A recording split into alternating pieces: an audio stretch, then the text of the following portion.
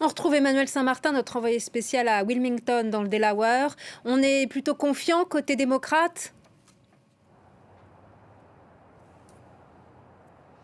Ouais, écoutez, il est encore un peu tôt ici, il est 7 heures du matin, mais néanmoins le parking que vous voyez derrière moi, qui est, vous savez, cet endroit où Joe Biden fait ses déclarations et va faire célébrer, si ça arrive, la fête de la victoire. Hein, ça se fait en drive-in, comme on dit ici en anglais, c'est-à-dire en voiture. Les gens sont répartis en voiture autour d'une grande scène et klaxonnent pour saluer ce que dit Joe Biden. Eh bien, déjà, il y a des gens qui sont là. Hein, il y a derrière moi dans la voiture, vous ne la voyez pas parce qu'il fait un peu frais, elle s'est mise au chaud, elle est encore en pyjama, mais il y a Karen qui est venue très tôt ce matin, dès qu'elle a entendu qu'effectivement, me disait-elle, la Géorgie était, où Joe Biden était passé devant en compte de voix en Géorgie. Évidemment, il ne faut pas se précipiter, hein, vous l'avez dit, Joe Biden est en tête en Géorgie de 1000 voix à l'heure où on se parle. Ça va sans doute continuer de progresser, il y a encore des voix à dépouiller, mais effectivement, c'est plutôt dans le bon sens, en tout cas l'optimisme des supporters de Joe Biden, des supporters démocrates ici dans son fief, aussi bien que de son entourage de la campagne. Si Joe Biden est élu président, quelles mesures devra-t-il prendre pour réconcilier la société américaine?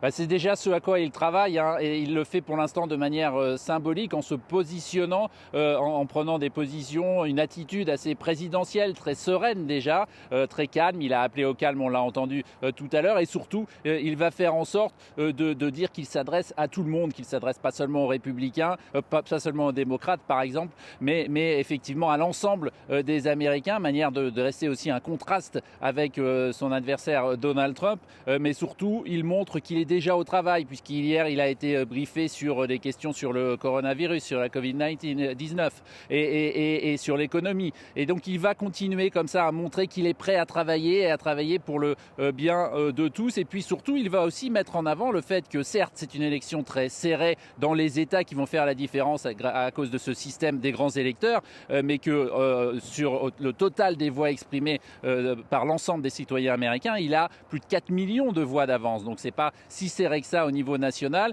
et il va montrer qu'il a une vraie légitimité justement pour prendre le pouvoir. Ça sera sans doute, s'il est élu, ça sera le président le mieux élu de toute l'histoire américaine, et déjà à ce stade, même s'il n'était pas élu à cause du système des grands électeurs, il serait le candidat qui aura reçu le plus de voix de toute l'histoire des États-Unis, avec plus de 70 millions de voix. C'est évidemment considérable grâce à cette participation record dont on a tant parlé ici aux États-Unis. Merci beaucoup Emmanuel Saint-Martin pour votre analyse.